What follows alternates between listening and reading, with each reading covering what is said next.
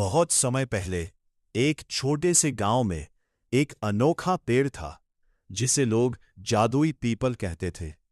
ये पेड़ गांव के बीचों बीच खड़ा था, घना, हरा भरा और हमेशा ठंडी छाया देने वाला। लेकिन इसकी सबसे खास बात यह थी कि यह पेड़ लोगों की मदद करता था। गांव के लोग कहते थे कि अगर कोई सच्चे दिल से इस पेड़ के नीचे बैठकर अपनी परेशानी बताए तो पेड़ किसी न किसी तरह उसकी मदद जरूर करता है। एक दिन एक गरीब किसान रामू बहुत परेशान होकर उस पेड़ के पास आया। उसकी फसल खराब हो गई थी और उसके पास खाने तक के पैसे नहीं थे। वो पेड़ के नीचे बैठकर रोने लगा और बोला, हे जादुई पेड़, मेरी मदद करो, मैं क्या करूं?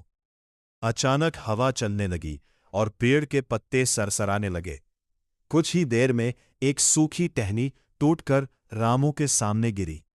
रामू ने सोचा, इससे क्या होगा, लेकिन उसने उसे उठा लिया और घर ले गया। घर जाकर उसने उस टहनी को जलाने की कोशिश की तो वो टहनी सोने में बदल गई। रामू बहुत खुश हुआ।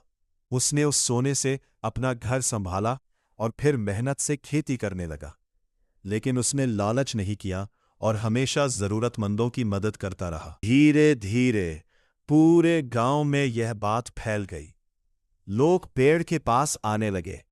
कोई बीमार था, कोई दुखी, कोई गंभीर।